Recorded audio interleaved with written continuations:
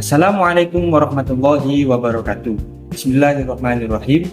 Alhamdulillahirabbil alamin. Wassalatu wassalamu ala asyrafil anbiya'i wal mursalin sayyidina wa maulana Muhammadin wa ala alihi wa sahbihi ajma'in, amma ba'du. Yang kami hormati beliau pengasuh Pondok Pesantren Zainul Hasan Genggong, yakni Al-Mukarram Kiai Haji Muhammad Hasan Mutawakkil 'alallah SHMM. Yang kami hormati Rektor Universitas Islam Zainul Hasan Genggong, ini beliau Dr. Abdul Aziz Wahab BAMAG.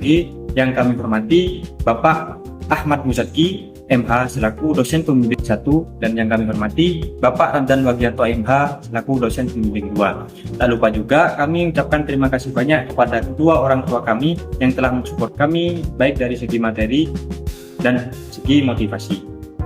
Di sini kami akan mempresentasikan proposal yang telah kami buat dengan judul Dampak Dispensasi Nikah Sebab Kehamilan di Luar Nikah Terhadap Hak Perempuan dan Anak, Perspektif HAM dan Hukum Islam. Nah, sebelum lanjut, izinkan kami memperkenalkan diri. Saya Ahmad Ubaidillah Bayati, NIM 211202410610 dari Prodi Perbandingan Mazhab Fakultas Syariah.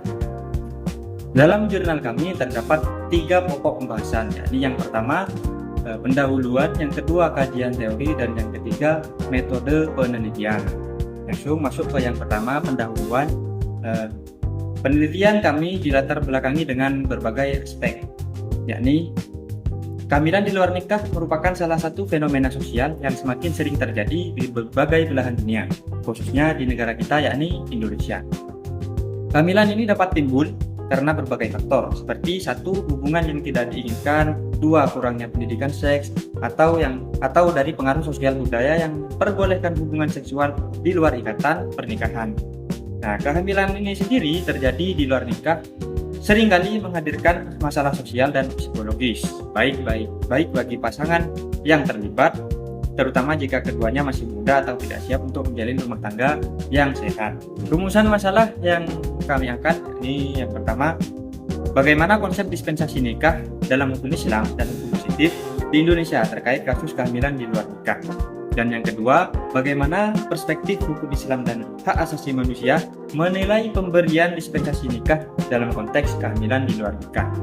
Tujuan penelitian, yakni yang pertama menganalisis konsep dispensasi nikah dalam hukum Islam dan hukum positif di Indonesia terkait kasus kehamilan di luar nikah. Dan kedua, yakni mengkaji perspektif hukum Islam dan HAM menilai pemberian dispensasi nikah dalam konteks kehamilan di luar nikah. Bab 2, kajian teori. Yang pertama, yakni pengertian dispensasi nikah. Dispensasi nikah sendiri yakni adalah permohonan keringanan supaya bisa dinikahkan antara laki-laki maupun perempuan yang belum masuk kategori siap umur. Jadi, dispensasi nikah adalah ada seorang laki-laki dan perempuan yang belum cukup umur untuk datang ke pengadilan untuk meminta dispensasi nikah agar bisa dilakukan pernikahan kedua calon tersebut yang masih belum cukup umur. Yang kedua, faktor dispensasi nikah sebab kehamilan di luar nikah.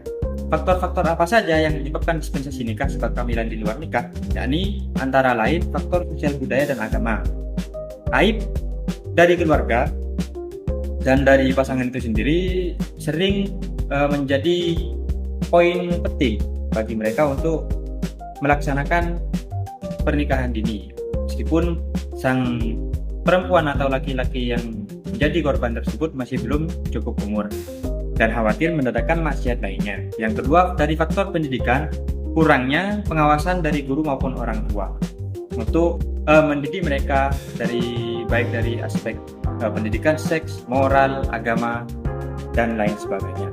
Yang ketiga, landasan yang menjadi acuan hakim.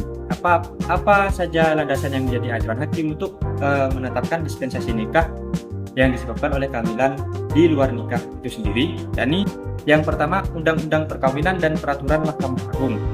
Dan yang kedua, maslahat. Undang-Undang Perkawinan dan Peraturan Mahkamah Agung, di dalamnya termaktub undang-undang tentang batas usia perkawinan atau minimal usia perkawinan untuk calon laki-laki maupun perempuan yang akan segera dilangsungkan pernikahan.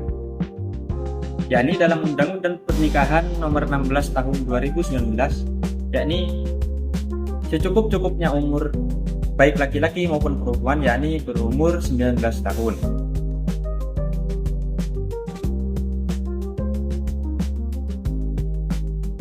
Yang nomor 4, dampaknya terhadap hak perempuan dan anak. Dampak dispensasi nikah yang disebabkan oleh kehamilan di luar nikah itu dapat mempengaruhi kesiapan mental dan emosional serta dapat mengancam hak-hak perempuan atas kebebasan, kesetaraan, dan juga hak-hak anak atas lingkungan kasih sayang dan keluarga yang harmonis. Yang nomor 5, perspektif hak asasi manusia, HAM, dan hukum Islam menanggapi kasus dispensasi nikah sebab kehamilan di luar nikah ini.